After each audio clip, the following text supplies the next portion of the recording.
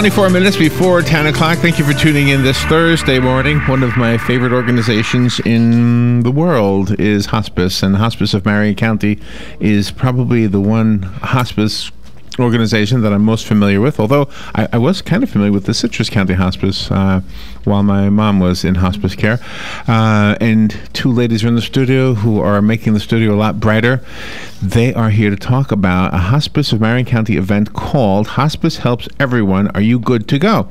Lila Ivey has been with us many times before, looking as beautiful as ever. Good morning, Lila. Good morning. Lila is the Director of Community Outreach for Hospice of Marion County. She spent 20 years in TV news. I did. Look at you. I did. And I've seen your hair always down. Now it's up. Looks good up, though. Thank you. I'm glad you like got your approval. Now I can do it this way. You don't need my approval, but it just looks good up. Well, I had to grow up sometime. Looks good down, too. Thank you. And Lynda Spence, you're a beautiful lady. Good morning. Nice to meet you. Good morning. I wasn't sure if I had met you before, actually, but I guess not, huh? This is No, the first this time? is the first time. And you're in town because you are the pretty much the star of this event. You are at the Faculty in Family and Consumer Sciences for the University of Florida. That is correct. The part of the university that's extension, which is the outreach. Okay. I never understood what extension was. We always associate it with the gardening. Oh, would Right. you like me to tell you all about it? Yeah. All right. What else is there to it? So a little history lesson. About 150 years ago, only landowners, people with resources had access to a higher education. So the federal government said, well, everyone should have access to a higher education. So they granted every state in the union 30,000 acres and said you have to build an institution of higher learning that is available to everyone. And it's a threefold mission. So these land grant universities, and every state has one, Cornell, Purdue, Rutgers, Mississippi State, Really? University of Florida. We are tasked with, of course, teaching, conducting research, and then the third part of the mission is to extend that research-based, unbiased information to the community. So that's what extension is. I never had that explained to me before. So historically, it was agriculture, but we've changed as a society, and we've expanded, and we teach about, we have solutions for your life. That's what we say. Wow. And do you work with hospice directly, or is this an invitation thing that you guys did? This was an invitation. Okay. She used to work with someone that I know, one of those wonderful networking things that is so great in Marion County. And she's an expert on advanced directives, which is one of the things that, we really promote.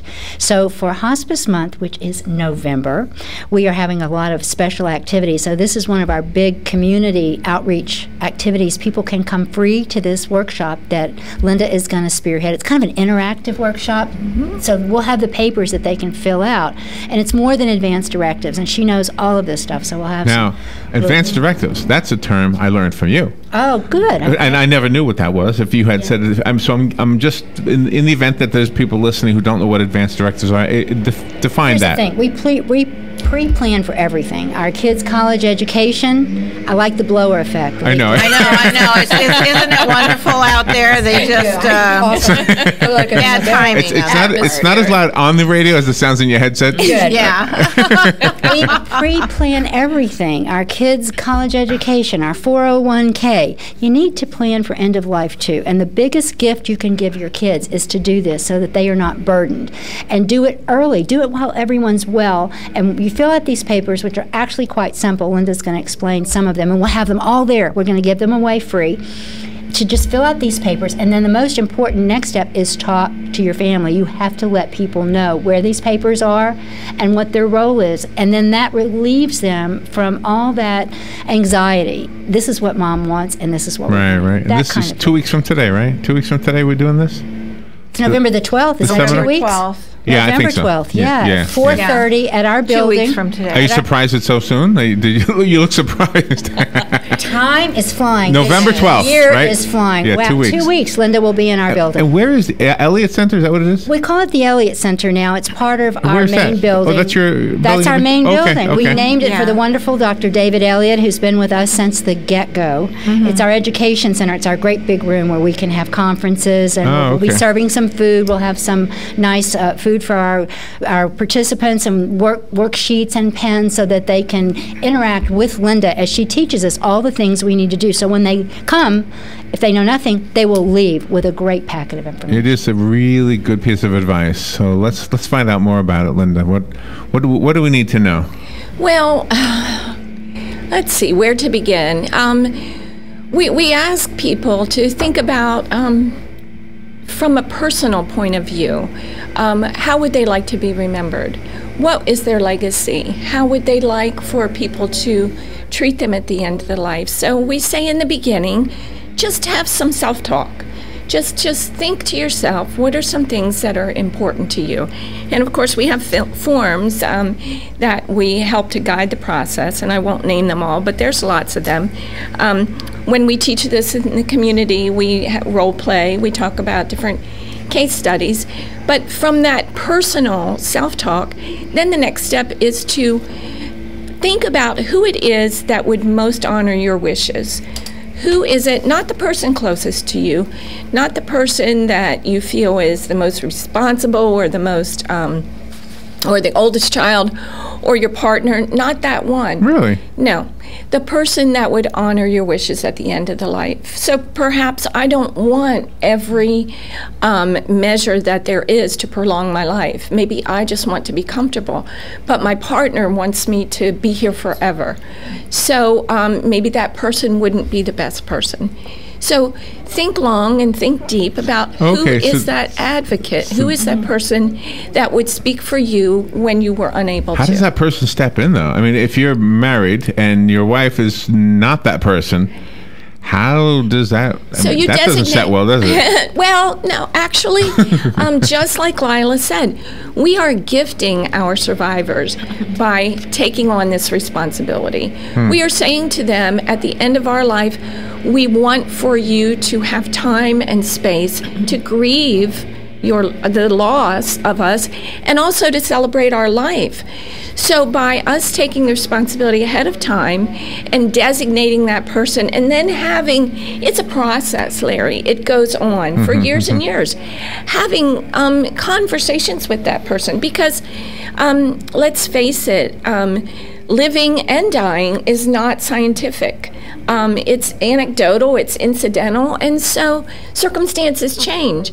And so keeping the lines of communication open with that person that will speak for us if and when there's a time that we're incapacitated. And that will alleviate all of that infighting, because sometimes families, as soon as a person is dying or they are gone, they're infighting about who gets what and everything. So this is another way for the person that is afflicted to make a list: who gets what, who's going to be the designator of everything. And there might be some hurt feelings, but it's a lot better than that family infighting, like, take, this is what I want. I'm Right. so glad you said that, Especially in a Robin. crisis. That's the worst time to try to do this. So if it's done in advance, as Lynda mentioned, get that out of the way. This is why I have chosen you as my surrogate instead of the other one.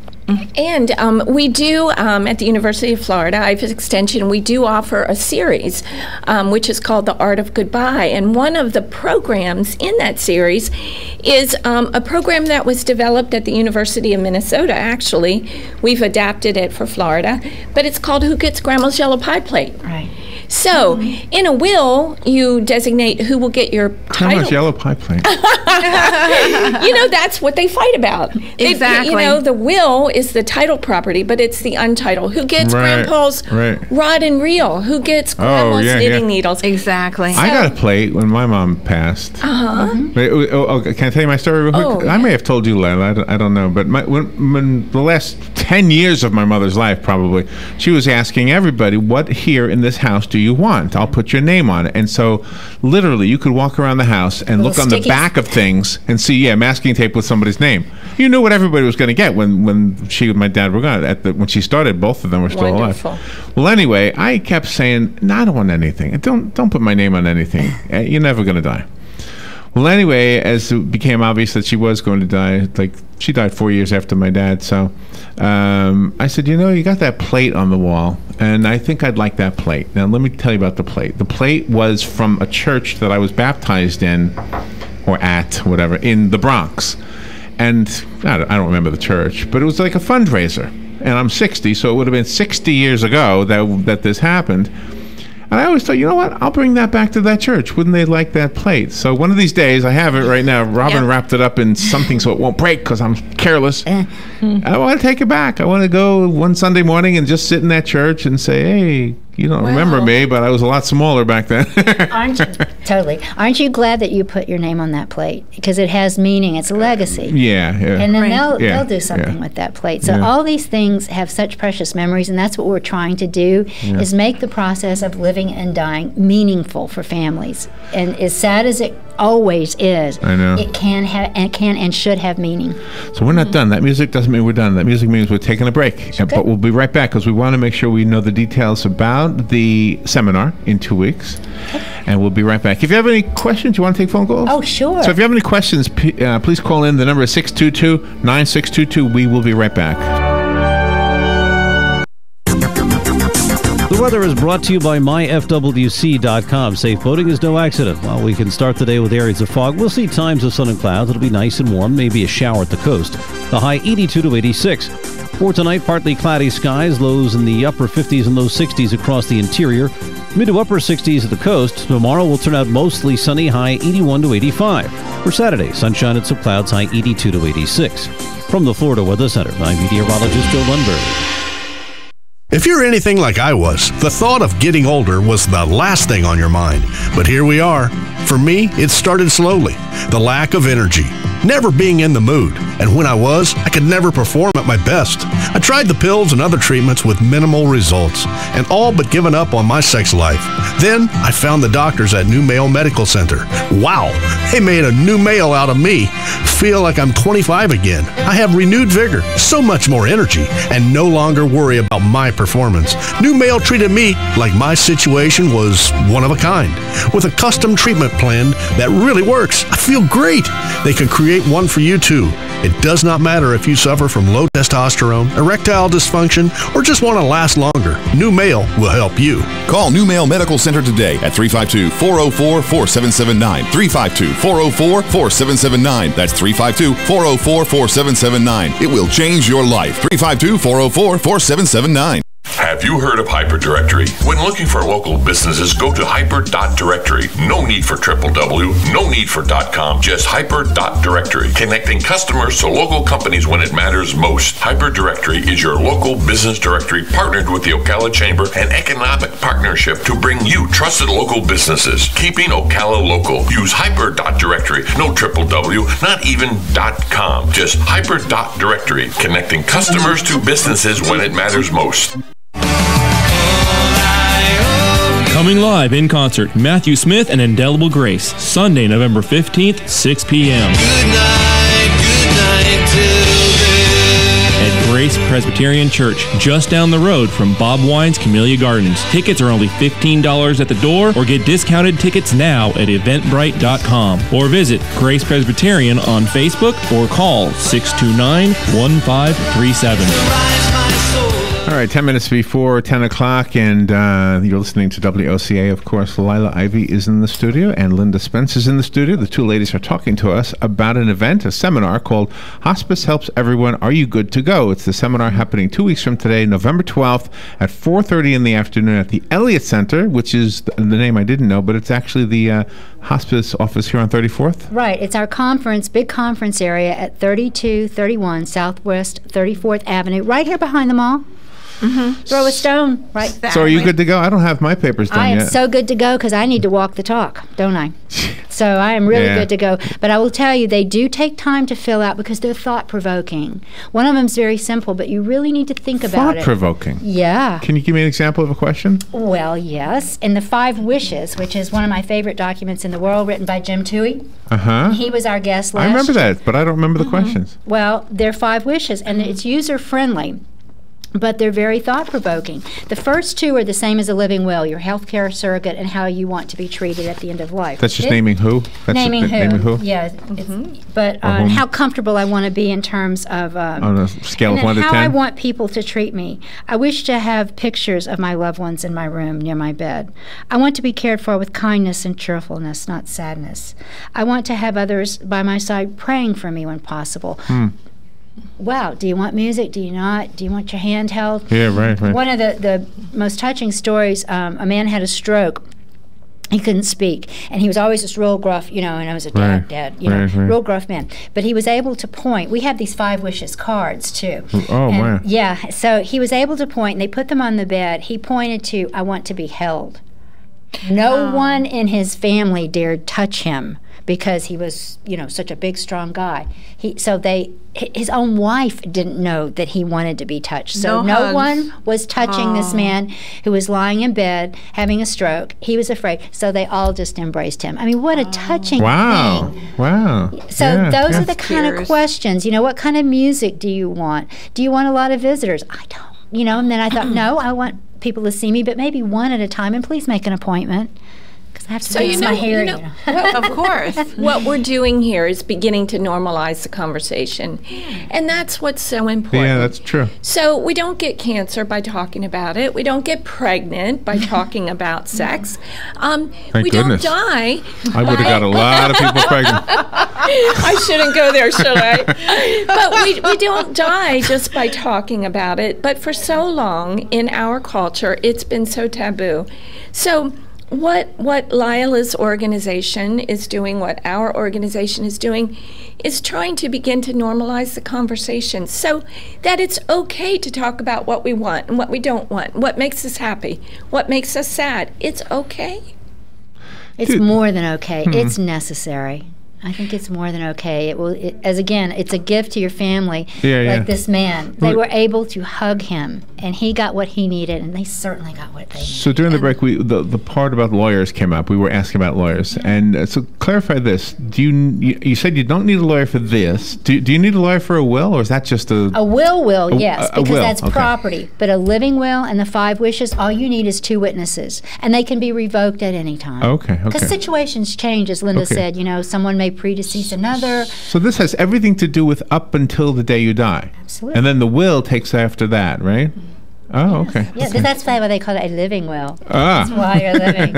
After probate court, everything changes. Let's talk about the physicians for a minute and the healthcare providers, because I think this is important.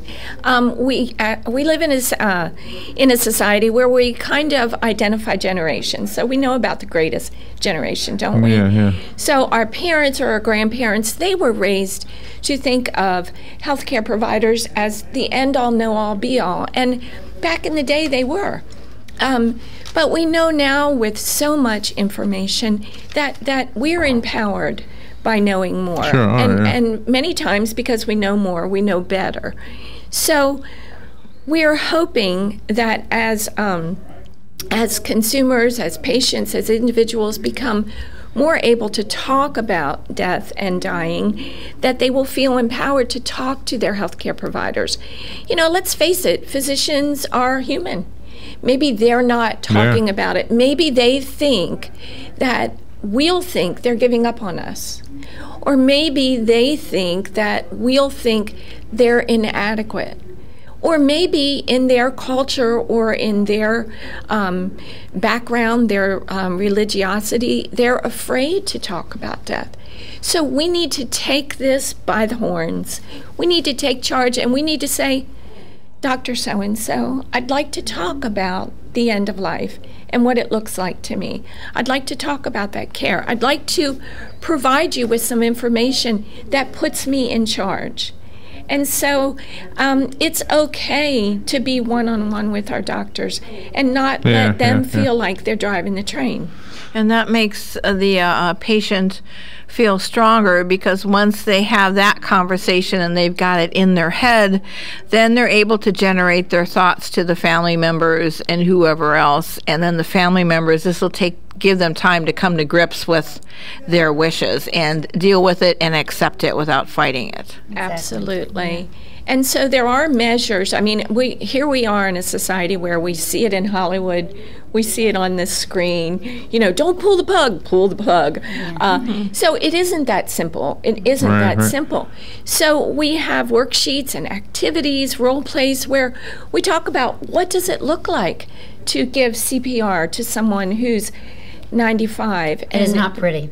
Yeah. It's not like on TV where the person jumps up and says, "Oh, thank you for saving my life." So I would never want that at that point in my life. It's very harsh. So but do the individuals in your life that care, do they know that? About, and I don't want to put you on the spot, but I'm thinking our listeners are probably saying the same thing. I would never want that, but take it the next step further and give the gift of taking the responsibility to your friends and your loved ones, and do it for them so they don't have to make those decisions. And there are forms also beyond what we're going to talk about, the do not resuscitate forms, which is also now being called allow natural death. Because if I'm 95, I don't want CPR because it's going to break all my little skinny ribs, and it's going to deny oxygen to my brain, and I will not be functioning. And it's very harsh to do that to someone who's very frail. That's not the good way to die. So we're talking about quality of life. We really are. Hospice is for the living. This is probably a political question in a way, but I know that in Florida you can't ask for a shot that'll put you out, like you can a dog. You can't be put to sleep. You can't have the pictures. Euthanize, that's the word. But look at the states, not euthanize, it's physician-assisted suicide. Oh, okay. Euthanize would be for animals. But look at the states. California just came around. Oregon, Vermont. I think there's 5 states now that do allow this. So that there's options, but not here in Florida. We may have a conversation with our physician that sounds something like this. If my pain and distress are difficult to control, please sedate me. Make me sleep with sleep medicines, even if this means I may die sooner. Oh, that is allowed. Is that right? Is that what you're saying? I don't want to speak outside of my jurisdiction. I'm not a lawyer, but I can be more comfortable. Well, like morphine. Because here's what I'm thinking. You know, when you're at that point in your life, the one thing that we're not talking about really is pain and discomfort. It's got to be part of the whole, as you're getting close to saying goodbye. Well, we should probably differentiate between palliative care and hospice care. So both palliative care and hospice care are comfort care. And when we think about the end of our life, isn't that what we want? We want to be comfortable. And so when we think about what our preferences would be, we don't want to be in pain, perhaps. And our medications, let me just say at hospice, our medications are never to hasten passing at all. They're to keep people comfortable. I know. And we have our own pharmacy. So let's say that you two were on our program. Larry's a really big guy, in case anybody didn't know that. Right. Robin would not get the same medication that you get. All right? Really? Not at all. It would be titrated just to keep you comfortable, not sedate you. We hardly sedate anyone. I'm afraid of what I'll say. No. Oh, well, you won't be talking. I'm afraid of what I'll say. We don't sedate people. We keep them comfortable so that they can manage their lives. And we have a tagline now. Our motto is feel better, live better. Because when you're not in pain, you're not depressed, because all your energy is not going to fight that pain. You live better, and you often live longer. Yes. Informative as it is, there's a lot more to learn, and so that's why we need to direct people 2 weeks from today. 2 weeks. Oh, Larry, they have to RSVP because I've limited seating. How do they do that? 854-5230. Okay, RSVP at 854-5230. Call us if you need that repeated, and we'll continue to repeat that as well. Thank you so much. I wonder if that RSVP is because there's going to be yummy treats. Absolutely. There you go. And we want to make sure everyone gets a packet of information. And we'll go from there. Sorry, Lynda and Lila, thank you both. We'll be right back. Source. Fox News Radio, I'm Carmen Roberts. The GOP presidential candidates clashed as much with CNBC moderators during last night's debate as they did with rivals. Candidate Chris